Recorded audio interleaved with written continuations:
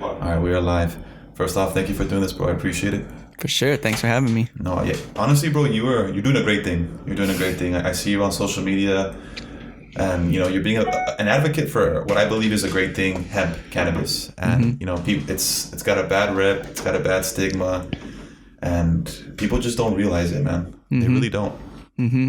I was hearing a podcast yesterday. I was headed from Dallas, and I was hearing your podcast. Good stuff, by the way. Good stuff. Thank you. Appreciate it. And it was when your parents caught you with weed, right? Yeah. And your dad said, well, stand up for yourself. What do you got to say? And he was expecting you to say, I'm sorry, I won't do it again. Yeah. But you stood up and you told him how it was. And literally, I was in El Paso for Mother's Day, and on my last day there, man, I was just very impatient, and when you go back home after being gone for a long time, you try to please everybody, but you can't. And then, at the end of the day, you look like a bad guy. And, I just, also my best friend passed away. So I was like, I need to smoke, And I had just finished working out, and I told my mom, like, Mom, I'm gonna go outside, I'm gonna smoke some weed. And, she was just, okay, she just doesn't want me to get addicted to it. But I told her, the stigma with it and how it's portrayed as the devil's lettuce or, your, just bad, negative stuff. It's propaganda. It's false. It's false information. Yeah. What made you believe in the process of cannabis and hemp? The facts. It's hard to deny the truth, right? So when I learned... Oh my God. Sorry, dog. Wait. We're good. What were you saying? The camera dropped. Yeah.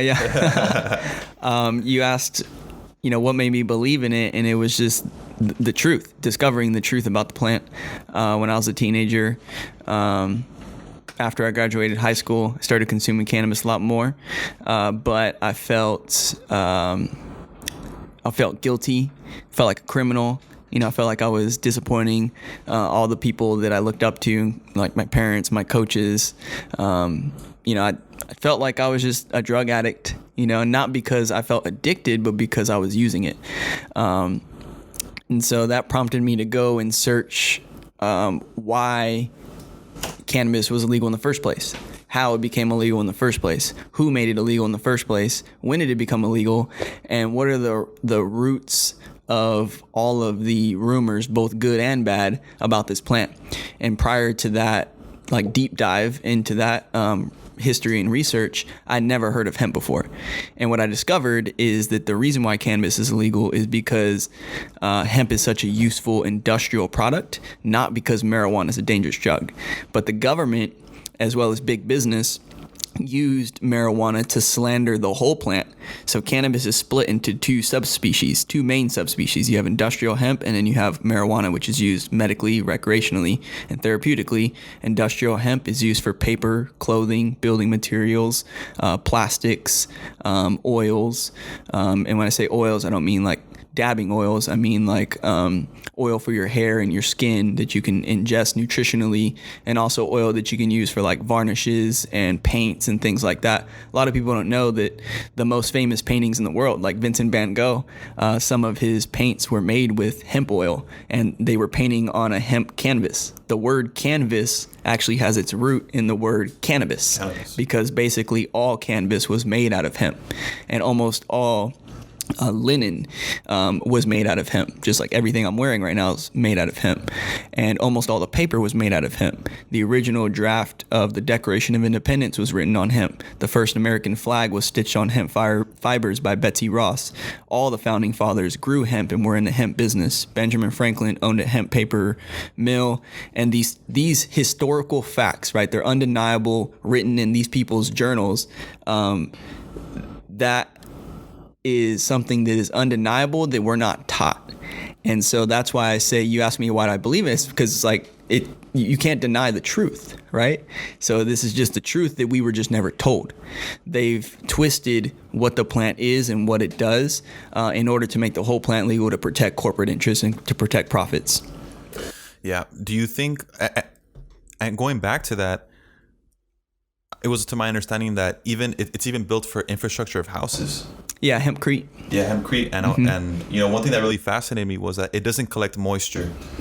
It does, but it's called it's a breathable wall.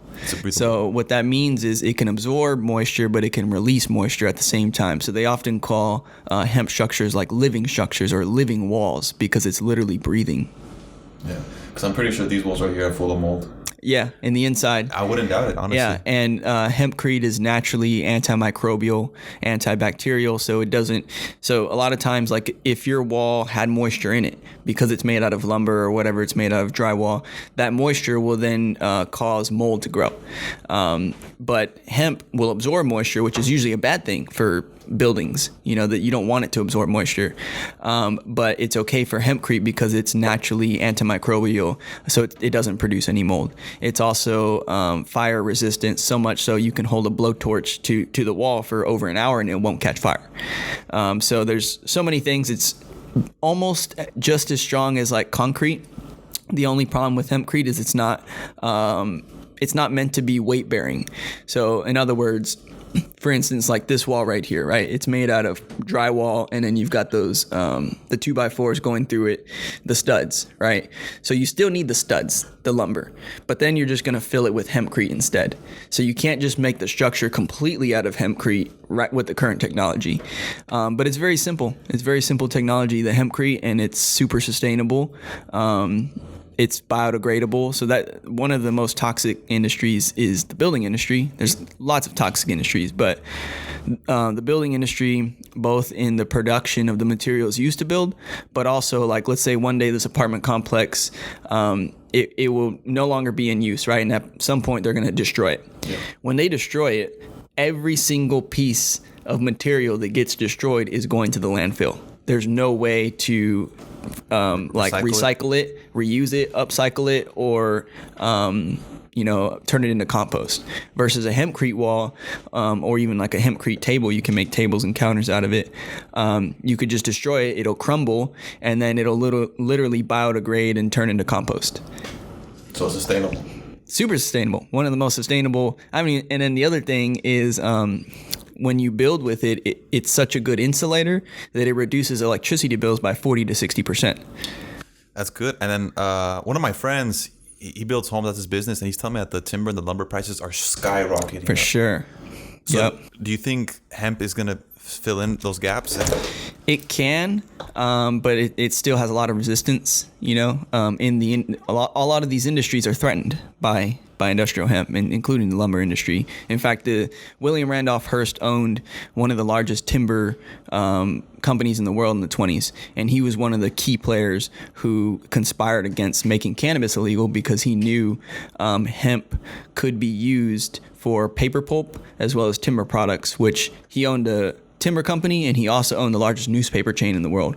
Most people know William Randolph Hearst for yellow journalism, which is basically propaganda, right?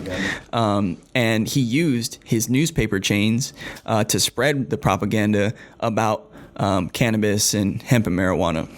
But with those changing lumber prices going up, it helps make it more viable because right now, most of the industrial cannabis is grown out of the country, and so we have to import it. So then it has import tax, it has transportation fees, and it ends up being really expensive. So it ends up costing a lot more to build with hempcrete for now. But now we can legally, as of December 2018, we can cultivate hemp in the United States, and as of 2019, we can cultivate, or 2020 actually, we can cultivate here in Texas. And so as more hemp is being domestically produced and processed, the price will start coming way down. So with that process, does that mean we have to grow more cannabis plants? More hemp plants, yeah. More hemp plants? Mm-hmm. Okay. Yeah. So hemp grows and looks different than marijuana. Similar but different. The similarity is the leaf. The leaf looks the same, but the overall plant looks different. So if we had a true industrial hemp plant here, and then we had a marijuana plant here, the immediate differences you would see is the hemp plant would be anywhere between 10 to 15 feet tall, and it'd be very, very skinny, and it'd just be like one long stalk, kind of like bamboo. And then coming off of those would just be some leaves that look like marijuana leaves because it's still cannabis. Yeah. But it wouldn't be bushy. It would just be long and tall. The marijuana plant would look like a Christmas tree. It'd be bushy. It'd have lots of stems and different bud sites growing off of it. And if it was in flower, you'd see these nice big chunky buds growing on it. For the hemp plant, there might be some buds growing on it, but it'd be like really small and petite at the very, very top, because what that plant is producing is a thick stalk, and that's where the majority of the raw material for these different applications comes from. It comes from the outer fiber and the inner fiber, and those then separate into a variety of different uses. It's said that there's over 50,000 uses for the hemp plant. Damn. And you have your own hemp business, right? For sure. How's that going? It's picking back up. COVID definitely took a hit on it. The whole CBD industry kind of took a hit, but especially here in Texas, and a lot of people are surviving. CBD stores are surviving with the new Delta 8 THC, which is kind of like a legal loophole. We're not too heavy in that, although we do manufacture for some of our clients. But basically, we specialize in manufacturing pre-rolled joints, and we have our own brand of joints. Everything that we sell under our brand is made out of hemp as well. So not just the pre-rolls, but the packaging itself. So like this 5-pack right here, this is actually hemp paper. The whole box is made out of hemp paper. And then this tube right here that has a king size joint, this is hemp plastic. And so our whole mission is not to sell CBD pre-rolls, although that's what we do. Yeah. Our mission is to increase the demand for industrial hemp paper, plastic, and textiles. And we do that by selling CBD pre-rolls in those things. And then we also sell like this hat, 100% hemp hat. And so that's really what we're about. So our focus is the industrial side, because I first wanted to, that moment in the podcast that you heard about when I had that interaction with my parents, shortly after that, I decided, and that was in 2011, I decided that I would start a hemp company one day, an industrial hemp company. And I came up with this name, Emjayze. But I didn't know what the product would be. I didn't know what we were going to do yet until 2017. Then I started to narrow it down. I started working on it. But I knew that I wanted to do something with the industrial application. So once I launched, I ended up launching as a CBD brand with pre-rolls. And we use hemp flower, which looks, tastes, smells, and smokes just like marijuana, but it doesn't get you high. It's under 0.3% THC, which is legal in all 50 states as well as in Texas to sell and cultivate and manufacture. But that's not an industrial application. So I had to attach, how can we attach this demand for this hemp flower, CBD flower, to an industrial use? And that's where I came up with the idea of a joint pack made out of the hemp paper. And I contacted a company that was making my business cards out of hemp paper to see if they could custom make me this pack. And they did. And here we are today. So where we distribute these to CBD stores all around Texas. There's a store in El Paso carries us, Dallas, Houston, Austin, San Antonio. So the flower itself is just like a small part of the business. You're looking at the bigger picture where it's more industrial. For sure. Like I would say right now that is our business, right? Yeah. Is pre-rolls, as well as we offer pre-roll processing, so the manufacturing of and return to them finished joints. That way they don't have to invest in the equipment. They don't have to spend the time. They may not have the skill set that we have on rolling up thousands and thousands of joints, and they're very high quality and they burn even. And the most important thing is sustainable. For sure, as much as we can be. There's something called the circular economy. I don't know if you ever heard of that before, or the zero waste. And it's they kind of go hand in hand. But the circular economy is basically this concept of, for instance, this like when we sell flour, bulk flour, right? Somebody just wants to buy an eighth or a quarter, whatever, of hemp flour. We don't put it in a plastic baggie. We don't put it in something that is disposable. We put it in a jar like this, glass or metal, but right now we've been using glass. And the reason is so that whenever they buy more, they can return the jar. That's an example of shifting towards a circular economy, because in that example, nothing goes to the landfill, right? It's a closed loop system. The package goes to the customer and then it comes back to us, it gets refilled, and it continually stays in the system, as opposed to the most popular things are like vacuum sealed, little baggies, or even the Mylar bags that they use in recreational and medical dispensaries. But those are made out of petroleum-based plastic. They're going to stay in our environment for 800 to 1,000 plus years and continue adding to our waste crisis. And that's called a linear economy, where the manufacturer of a product or packaging, they manufacture it with the intent of it being used one time and then going to the landfill and buying a new one. So it gets made, goes to distribution, goes to the customer uses the product, and then the packaging goes to the landfill. It's the end of its life. So right now, that's the root of our problem with the waste crisis, is that most businesses, if not all businesses, operate with the linear economy in mind. So part of what we try to do is be the leaders in the cannabis industry to shift towards a circular economy. I mean, that makes sense. I mean, if you think about it, a lot of businesses, what they try to do is they save money. For sure. And they're cheap. And for sure. I mean, I don't know if it's people's fault, but I don't know if they understand the bigger picture. Yeah. The times are maybe they might be peripherally aware. Yeah. But at the end of the day, it's about intention, right? Like you said, a lot of businesses, they do it because it's cheaper, and they do that because they make more money, right? Yeah. So for us, like this package costs 10 times the cost of regular packaging. This tube costs 10 times the cost of regular. Like I get a regular plastic tube from China for like 3 cents or 4 cents. This cost us 60 cents. But we do it because we want to support the industrial applications of the plant. We want to be able to put cannabis made plastic into people's hands so that they can understand that cannabis is more than just THC products. It's more than just CBD products. It's also sustainable plastics, sustainable paper, sustainable packaging, sustainable apparel, so much more. And that's really the heart of our mission with Emjayze. And I also feel like when it comes to putting the products in the hemp, I would say maybe purifies it more, or maybe not purifies it, but it definitely... what's the word I'm looking for? It doesn't take away from, putting it in plastic bags. I feel like when you put in plastic bags or so, it kind of takes away from the product itself. For sure. That making sense? Yeah, I think I know what you're getting at. So basically, I can't think of the word. More so with bulk flower, exactly. Like in a jar, right?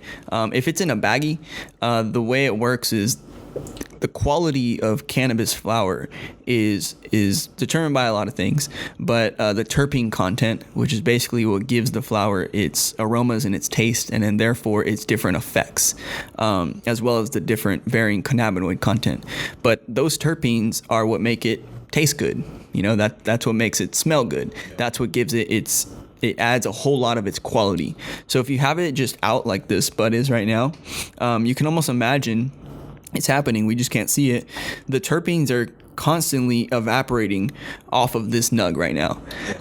Imagine like when you pour a beer in a glass, right? And you put that glass on the table, you'll see the bubbles rising from the bottom, right?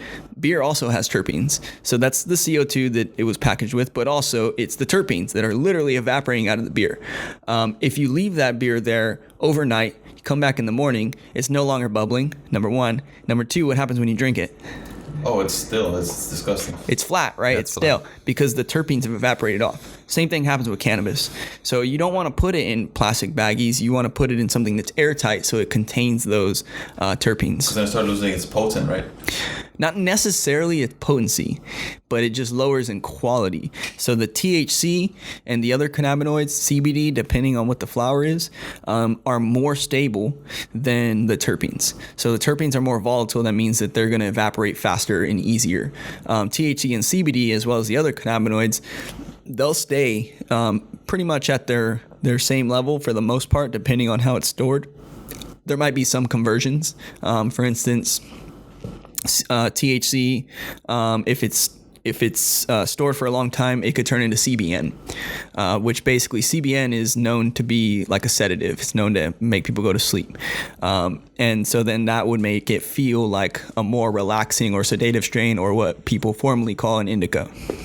Oh, okay, that makes sense. Yeah. So when you look at the buds, is it preferable, or I guess does it depend on the strain that there's some that are very dry and they break easy, and there's some that are just very you feel the moisture, For sure. Does that all depend on the strain of what's the best type of nug? So what you're talking about is the moisture content, and that's mostly dependent upon how it was harvested.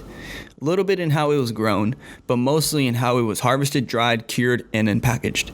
If it was like, you could have a nice, fat, juicy, moist, bud, and then if you dry it too quickly, and then you don't cure it, and then you store it in plastic baggies that are not airtight for, let's say, 3 months, all of the terpenes are going to evaporate, all the moisture is going to evaporate, and now it's going to feel crumbly and dry, even though it was an A+ bud in the beginning, because it wasn't stored correctly and harvested correctly. The quality then drops. Yeah. I've seen people moisture their weed with even pieces of bread. I found that pretty interesting. I don't know if you've ever seen that or tried that. Yeah, the best thing to do is to use humidity packs. So like we work with a company called I'm forgetting their name right now. But yeah, I don't remember their name. But basically there's these humidity packs you can put into your jar. It doesn't really work if you put it into a baggie because it has to be something airtight, but it maintains the exact humidity levels, which then helps maintain the moisture and the terpene content. That's the best way to preserve your buds and store your buds. Okay. As far as the hemp goes, and you smoking it, what are the benefits? For sure. Yeah. So it depends on the strain, and then also cannabinoids affect everybody differently. But for the most part, let's say a CBD strain, because there's also high CBG strains. There's also CBN, but CBG, CBD are probably the most popular, with CBD being the most popular.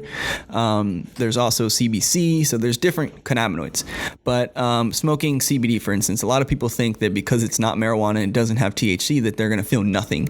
I thought that even until I tried it for the first time. And when you smoke a CBD flower, you feel relaxed, but not sedated.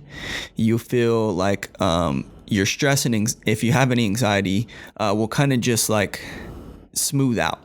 And it's subtle. It's not like THC where there's a very drastic difference in how you feel. It's a more subtle difference in how you feel.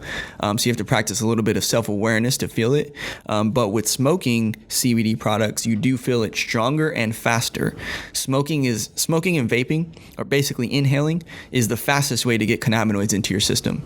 The other ways you can get it is sublingual, which basically means it gets absorbed through the mucosal lining of your mouth. And then there's edibles, which means it goes through your digestive system, but that takes much longer. And it smacks you. Yeah, and so it actually hits harder for most people. Yeah. For some people, it doesn't hit at all. Some people don't feel edibles at all, and it has to do with their digestive system. But a lot of people will report that they felt like much higher with an edible, because when THC enters your body and goes through your liver, it converts it from delta-9 THC, which is the psychoactive form of THC. There's lots of forms of THC. It converts into 11-hydroxy THC, and 11-hydroxy-THC is much stronger, and that's why you feel much higher. Like you're about to die. Some people, if they took too much. Some people feel like, Yeah, that means that's an example of an overdose. So a lot of people they say that you can't overdose on marijuana, but you can. It just doesn't have the same effects as overdosing on Xanax, where you die or you have to go to the hospital. An overdose on marijuana just looks like you're freaking out, or it looks like you're panicking, or it looks like you're like sedated, like you're knocked out. Which for some people that's the intent, right? But for others that's not.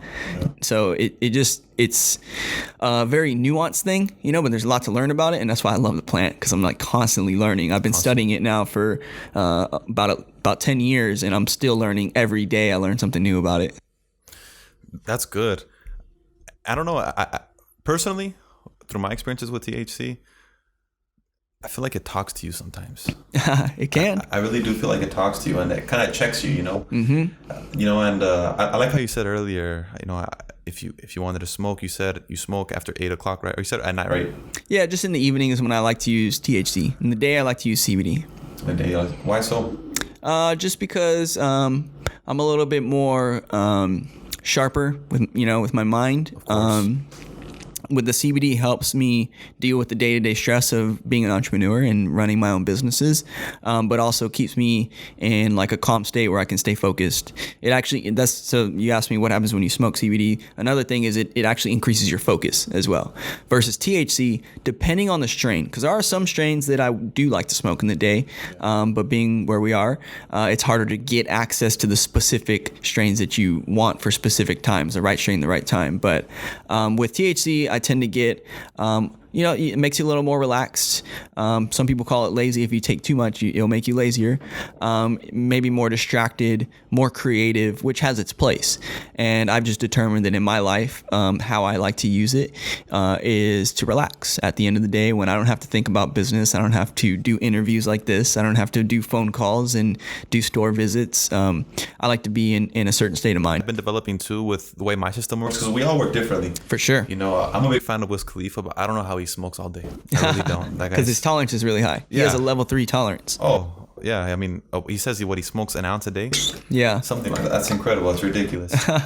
But, one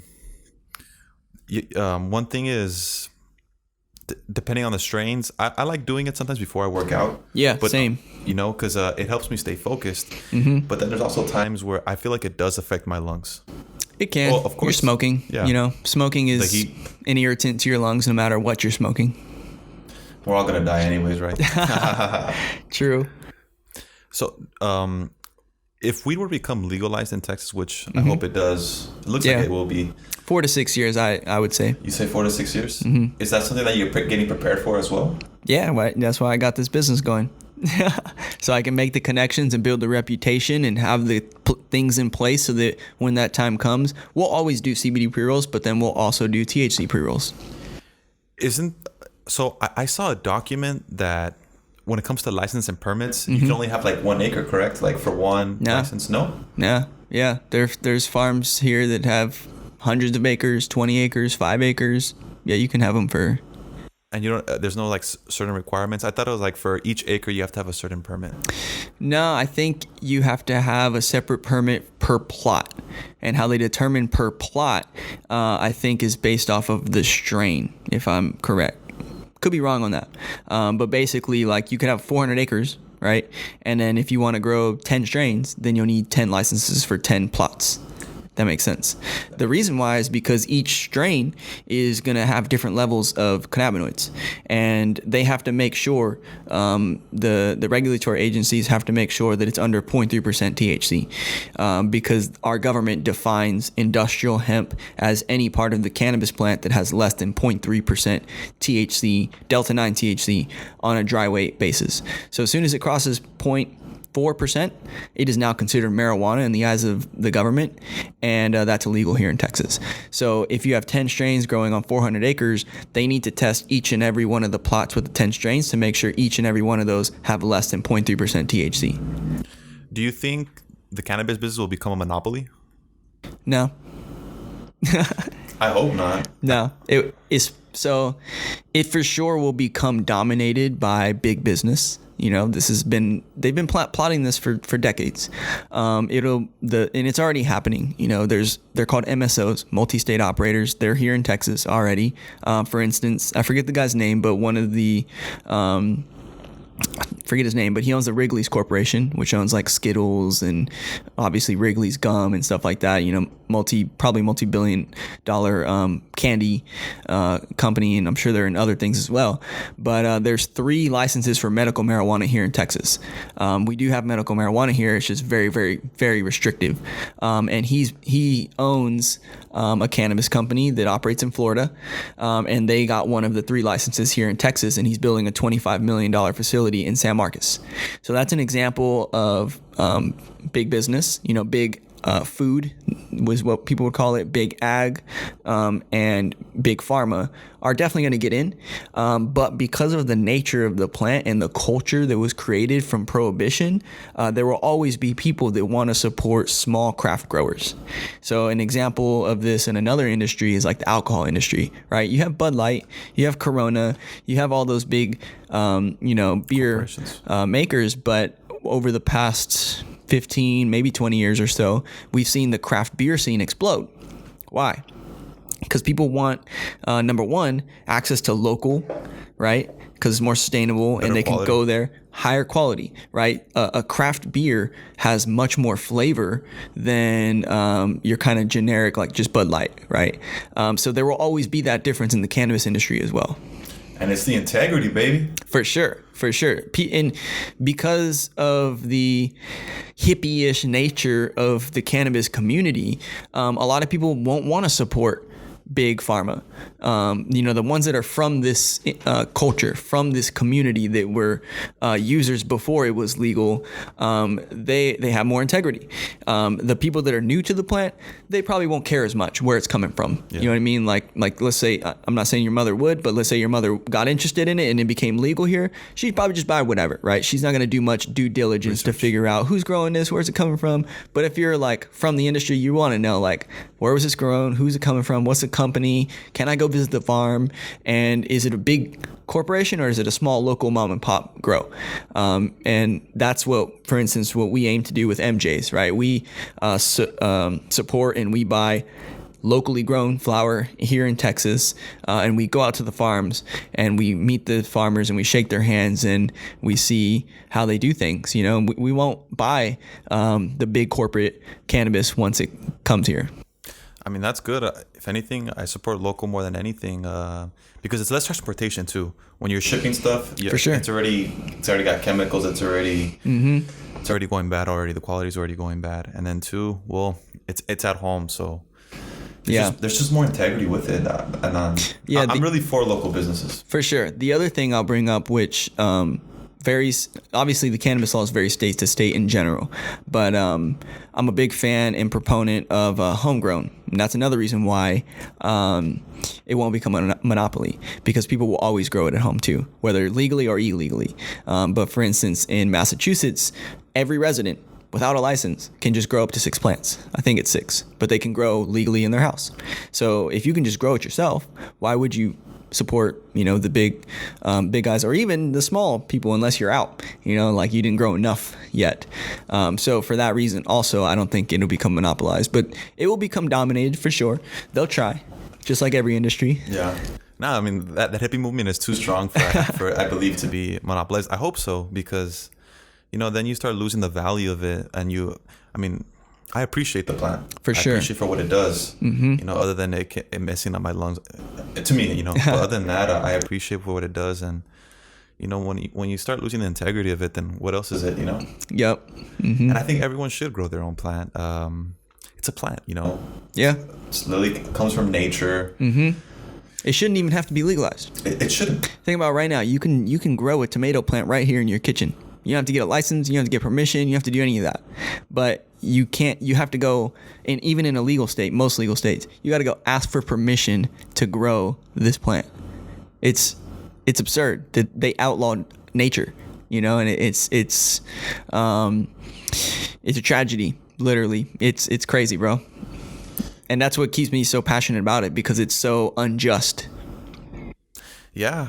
And I mean, if there's not more enough people like you, it will never have a voice, and it will always stay in the bottom, devil's lettuce, however people want to portray it as. It's unfortunate. Mm-hmm. It's changing a lot, though. Yeah, I hope so. I was talking to this one gentleman. I remember we were at Lum's Barbecue in Our Way in Junction. He was a colorblind guy, and we're talking about marijuana, and he was saying that what he doesn't like is that marijuana is considered as medicinal, but it's a vitamin.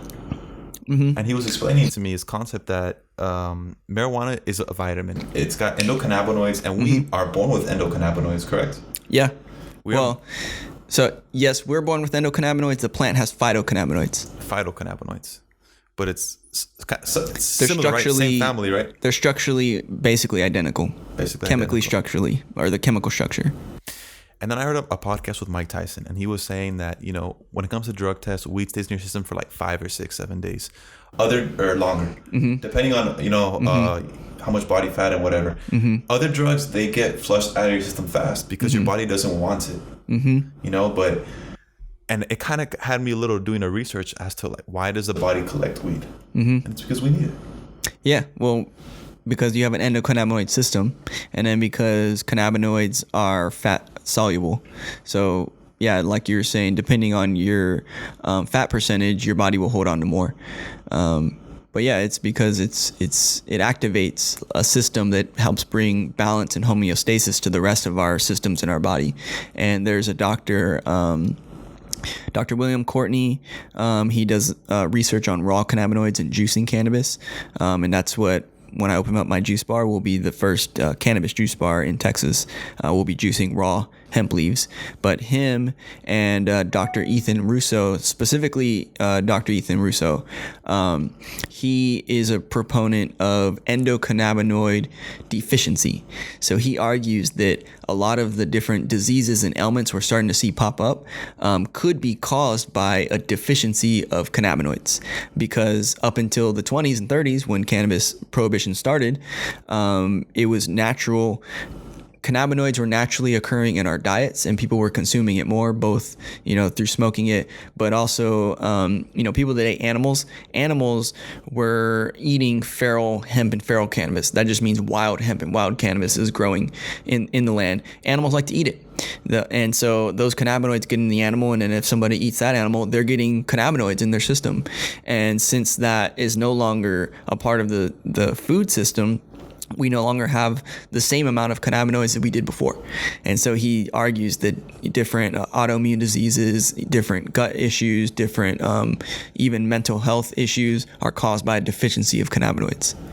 That's crazy. Yeah. It's pretty interesting. But that's pretty cool how you want to infuse, how you're going to infuse, the hemp. do, yeah. You guys do in your smoothie. We don't even infuse. It's not even the correct word. I'm sorry. You're good, though. I have to explain it to people because the guy that you're referring to, how he said like marijuana is a medicine or a vitamin, he's totally right.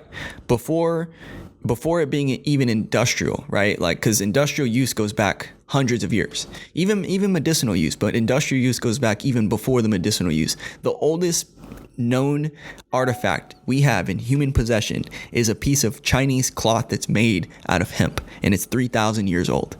So hemp has been used for industrial purposes for 1,000 years, but even before that, millions of years, cannabis is a vegetable that animals would just eat. They would just eat the leaves, just like any other leafy plant. So first and foremost, cannabis is a vegetable. It's a leafy green. And then it became an industrial plant. And then it became a medicinally used plant. And now it's become a recreationally used plant. But at the root of it, people forget that it's just another nutritionally dense leafy green. And so what we do, just like we get spinach and kale, and we raw leaves from the hemp plant, and we put it in our blender and we put it in our juicer. So in that way, we're not infusing it the way some coffee shops, for instance, they'll use a CBD tincture, right? And they'll infuse it into the coffee, or they'll infuse it into the drink. That's an infusion process where they're taking a product concentrate and putting it into the product, right? So kind of like the way they do dabs, right? I'm guessing. Kind of, yeah. But dabs is different than a tincture. Tinctures are sublingual. Dabs are inhalable for the most part, although you can make edibles with dabs. But yeah, it's different because we're actually juicing the plant. And so Dr. William Courtney, he's the one that's done a lot of research on juicing cannabis and raw cannabinoids. And he's a proponent of the theory that cannabinoids in their raw form are more medicinal and more beneficial than their acidic form. And so, for instance, a lot of people don't realize that if you have like marijuana, the reason why you have to smoke it, right? You have to heat it up, is because it doesn't become psychoactive until you heat it up. And that's why even with edibles, you have to do something. I don't know if you've heard of this term, decarboxylation. Have you ever heard of that? No. Whenever you're making a product, an edible or something, and you want it to produce a high, or that high effect, whether it's recreationally or medicinally, you have to decarboxylate that. And what all that means is you have to heat it up to a certain temperature for a certain amount of time so that the THC converts into delta 9 THC, which is then psychoactive to our bodies. Before it converts, before you decarboxylate it, it's in its acid form, which is called THCA. And all that means is it has an extra carbon group on it. So when you heat it up, it releases that carbon group, becomes delta 9, and now it's psychoactive. THCA, so if you just eat a marijuana bud, just like that, that's not decarbed, it will not get you high. But it has to be decarbed. But it would do something to your body, though, wouldn't it, though? Yeah, it would be beneficial for your body because it has THCA, and Dr. William Courtney is saying THCA is more beneficial than delta-9 THC. CBDA, which is also a form of CBD, is more beneficial in its acid forms. There's over 80 cannabinoids, and all those cannabinoids have acid forms, which is basically their raw form, right? So just like we cook other foods like spinach, for instance, or broccoli, they have compounds that change when you cook them and make them more bioavailable to your body. But also there are some things that get degraded that are less bioavailable after you cook them. And so some vegetables and leafy greens are better eaten raw. And he's saying that that's the case for cannabis, and that's part of the reason why we want to juice it, and also just to use the plant for all the different uses and continue to end the stigma. This is how we end the stigma, right? Because the root of the stigma is that marijuana is a drug just to get high, right? But it's so much more than that. It's also nutritionally good for your juice. You can also eat the hemp seeds. The hemp seeds are one of the most protein-packed, complete proteins that you can have. I eat them daily. The hemp seed oil, you can also take that hemp seed oil as a supplement, and it's really good. It's a really good source of fat. It has omega-3s, omega-6, omega-9. It has all 9 essential amino acids that you need, and then you can also put it in your hair and your skin. That's what I use on my hair and my skin. People always ask, and so it's educating people about the rest of the plant. That's how they become destigmatized, because they realize, like, wow, this plant is so much more than just being high. Yeah. It's like, exactly. It's so much more. In fact, that's the most recent use of it that we kind of like discovered. I mean, even with athletes too, they just started legalizing it in UFC, MMA, because it's beneficial. It helps with inflammation. It helps with pain, recovery, all that good stuff. Yeah, the NFL is actually going to be, I think they're putting up $1 million, I think, for cannabis research for athletes. Wow. So that's really cool to see, major organizations. What's really unfortunate, this should just happen like today or yesterday. The Olympics is coming, right? And track athlete, she got like disqualified or something like that from the Olympics because she tested positive for marijuana. I just read about that today. I forgot her name. She won the 100 or the 200. I don't know the details of like what her event was, but I just saw that about her mother passed away, and that's how she was coping with it. Yep. It's crazy, bro. So it's we've come a long way in cannabis reform, but we've got a long way to go. Yeah, but I think it would help out our society a whole lot better. For sure. I was talking to this one girl. Shout out to Emily. She was on my podcast, and they were giving her pills, Xanax, and I've had other people that I've talked to where they get prescribed Xanax or Adderall, and it doesn't do good for them. If anything, it makes them just as bad. And Worse. Most cases. I think I believe hemp cannabis would be a better substitute. I mean, it's proven in other states where they actually are using it for as a substitute for those drugs. The opioid use gets cut in half for the most part. In the states where it's legalized, both the illegal use of opioids and the legal prescription of opioids, because also what doctors are finding in these legal states is they need less of the opioid. Let's say somebody has chronic pain and they're getting prescribed a pain medication. If they take that pain medication with CBD or with a cannabis product, it actually reduces how much of the pain medication they need for it to be effective. So now they don't need as much. So that means they have less toxicity from that. And so it's better for them. Even if they still need to be on pharmaceutical drugs, they can be on less of them. And a lot of these people can actually just completely stop using them. And also opioids they're addicted, and that's how... Super addicting. Way more addicting than cannabis. Definitely. According to the NIH, cannabis has a 9% addiction rate, which is the same as coffee. Yeah.